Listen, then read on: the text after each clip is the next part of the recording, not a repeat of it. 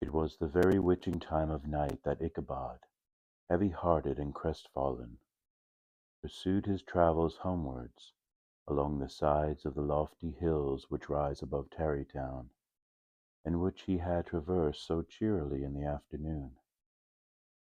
The hour was as dismal as himself. Far below him the Tappan Zee spread its dusky and indistinct waste of waters, with here and there the tall mast of a sloop riding quietly at anchor under the land. In the dead hush of midnight he could even hear the barking of the watchdog from the opposite shore of the Hudson, but it was so vague and faint as only to give an idea of his distance from this faithful companion of man.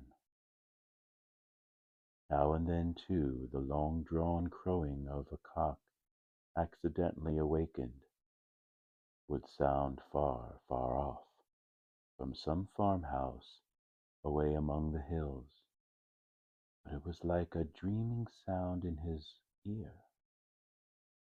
No signs of life occurred near him, but occasionally the melancholy chirp of a cricket, or perhaps the guttural twang of a bullfrog from the neighboring marsh, as if sleeping uncomfortably and turning suddenly in his bed. All the stories of ghosts and goblins that he had heard in the afternoon now came crowding upon his recollection. The night grew darker and darker. The stars seemed to sink deeper in the sky, and driving clouds occasionally hid them from his sight. He had never felt so lonely and dismal. He was, moreover, approaching the very place where many of the scenes of the ghost stories had been laid. In the center of the road stood an enormous tulip tree, which towered like a giant above all other trees of the neighborhood, and formed a kind of landmark.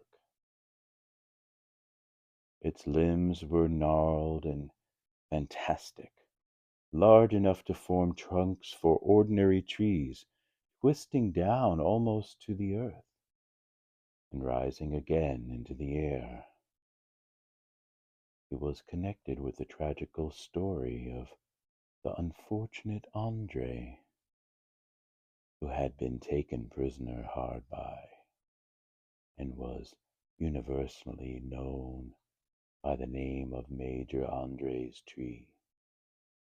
The common people regarded it with a mixture of respect and superstition, partly out of sympathy for the fate of its ill-starred namesake, and partly from the tales of strange sights and doleful lamentations told concerning it. As Ichabod approached this fearful tree, he began to whistle. He thought his whistle was answered. It was but a blast sweeping sharply through the dry branches. As he approached a little nearer, he thought he saw something white hanging in the midst of the tree. He paused and ceased whistling, but on looking more narrowly, perceived that it was a place where the tree had been scathed by lightning, and the white wood laid bare. Suddenly he heard a groan, his teeth chattered, and his knees smote against the saddle. It was but the rubbing of one huge bough upon another, as they were swayed about by the breeze. He passed the tree in safety, but new perils lay before him. About 200 yards from the tree, a small brook crossed the road, and ran into a marshy and thickly wooded glen. known by the name of Willie's Swamp.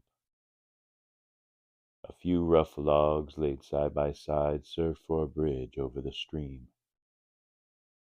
On that side of the road where the brook entered the wood, a group of oaks and chestnuts matted thick with wild grapevines threw a cavernous gloom over it. To pass this bridge was the severest trial. It was at this identical spot that the unfortunate Andre was captured, and under the covert of those chestnuts and vines were the sturdy yeomen concealed who surprised him. This has ever since been considered a haunted stream, and fearful are the feelings of the schoolboy who has to pass it alone after dark. As he approached the stream, his heart began to thump. He summoned up, however, all his resolution, gave his horse half a score of kicks in the ribs, and attempted to dash briskly across the bridge. But instead of starting forward, the perverse old animal made a lateral movement, and ran broadside against the fence. Ichabod, whose fears increased with the delay, jerked the reins on the other side, and kicked lustily with the contrary foot. It was all in vain. His steed started, it is true, but it is only to plunge to the opposite side of the road into a thicket of brambles and alder bushes. The schoolmaster now bestowed both whip and heel upon the starveling ribs of old Gunpowder, who dashed forward, snuffling and snorting, but came to a stand just by the bridge, with a suddenness that had nearly sent his rider sprawling over his head. Just at this moment, a plashy tramp by the side of the bridge caught the sensitive ear of Ichabod. In the dark shadow of the grove on the margin of the brook, he beheld something huge, misshapen, and towering. It stirred not, but seemed gathered up in the gloom, like some gigantic monster ready to spring upon the traveller.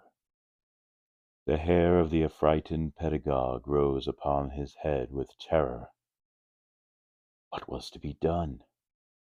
To turn and fly was now too late, and besides, what chance was there of escaping ghost or goblin, if such it was, which could ride upon the wings of the wind?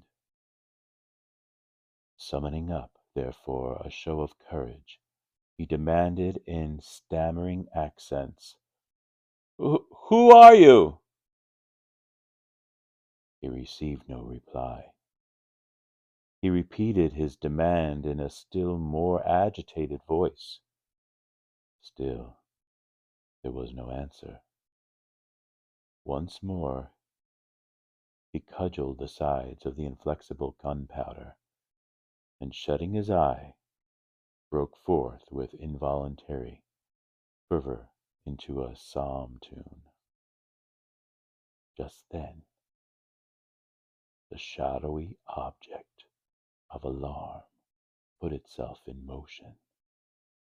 With a scramble and a bound stood at once in the middle of the road. Though the night was dark and dismal, yet the form of the unknown might now in some degree be ascertained. He appeared to be a horseman of large dimensions, and mounted on a black horse of powerful frame. He made no offer of molestation or sociability, but kept aloof on one side of the road, jogging along on the blind side of old Gunpowder, who had now got over his fright and waywardness. Ichabod, who had no relish for this strange midnight companion, and bethought himself of the adventure of Brom Bones, But the galloping Hessian now quickened his steed in hopes of leaving him behind. The stranger, however, quickened his horse to an equal pace. Ichabod pulled up and fell into a walk, thinking to lag behind. The other did the same. His heart began to sink within him. He endeavored to resume his psalm tune, but his parched tongue clove to the roof of his mouth, and he could not utter a stave. There was something in the moody and dogged silence of his pertinacious companion that was mysterious and appalling. It was soon fearfully accounted for. On mounting a rising ground, which brought the figure of his fellow traveller in relief against the sky, gigantic in height, and muffled in a cloak, Ichabod was horror-struck on perceiving that he was headless. But his horror was still more increased on observing that the head, which should have rested on his shoulders, was carried before him on the pommel of his saddle. His terror rose to desperation. He rained a shower of kicks and blows upon Gunpowder, hoping by a sudden movement to give his companion the slip. But the spectre started full jump with him. Away then they dashed through thick and thin, stones flying and sparks flashing at every bound. Ichabod's flimsy garments fluttered in the air as he stretched his long, lank body away over his horse's head in eagerness of his flight. They had now reached the road which turns off to Sleepy Hollow, but Gunpowder, who seemed possessed with a demon, instead of keeping up it, made an opposite turn, and plunged headlong downhill to the left. This road leads through a sandy hollow shaded by trees for about a quarter of a mile, where it crosses the bridge famous in goblin story, and just beyond swells the green knoll on which stands the whitewashed church.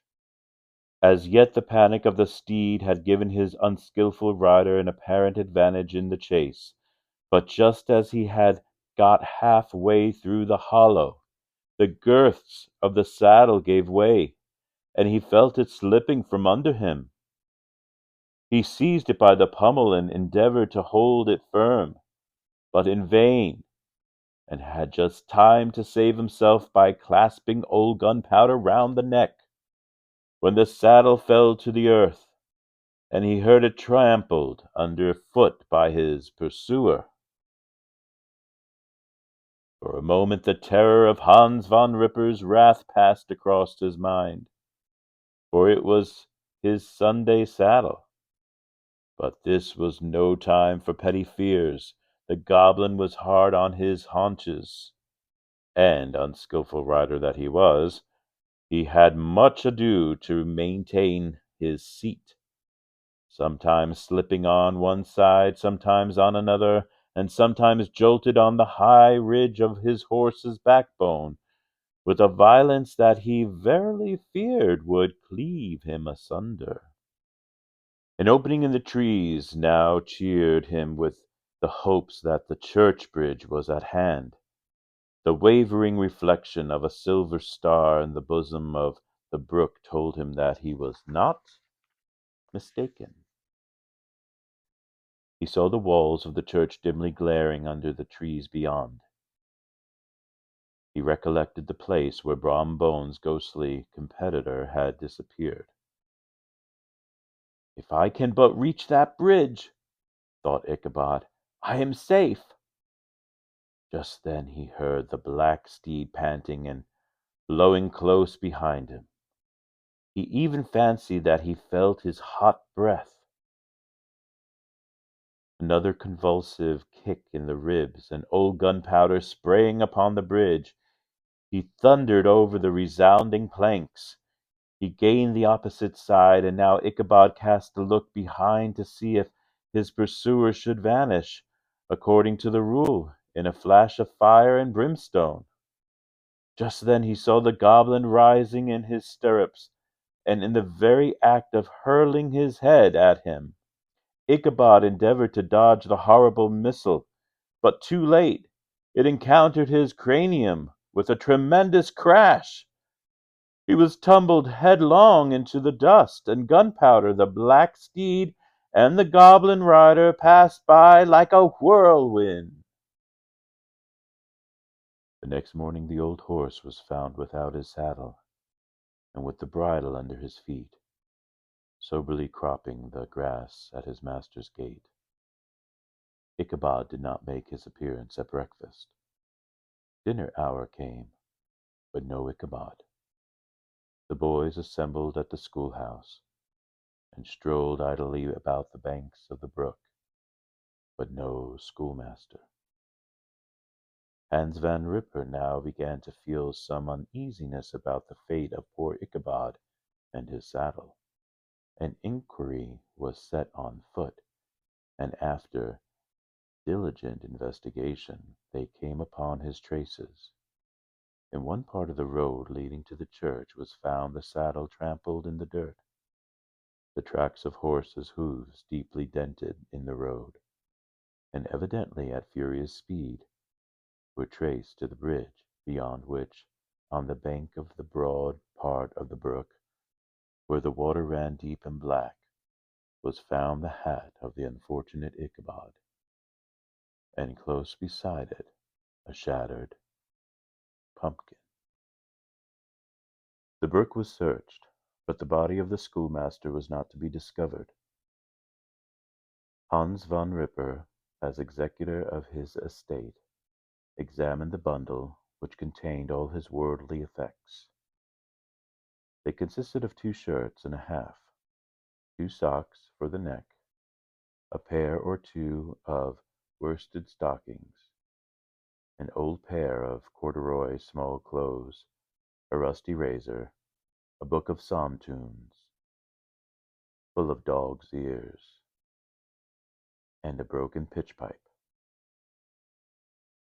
As to the books and furniture of the schoolhouse, they belonged to the community, excepting Cotton Mather's History of Witchcraft, a New England Almanac, and a book of dreams and fortune-telling, in which last was a sheet of foolscap, much scribbled and blotted in several fruitless attempts to make a copy of verses in honor of the heiress of Van Tassel.